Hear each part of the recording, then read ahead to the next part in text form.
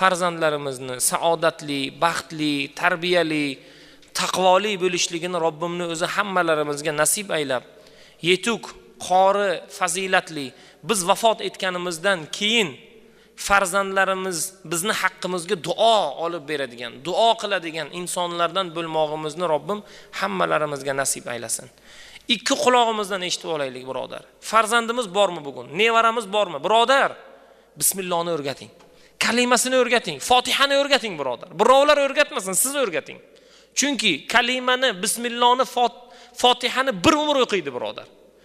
Umrini oxirigacha o'qiydi. O'sha umrini oxirigacha o'qiydigan narsalarni biz ota bo'lib, biz bobo bo'lib, biz aka bo'lib, biz uka bo'lib o'rgataylik. Mana shunda bizning yutug'imiz bo'ladi.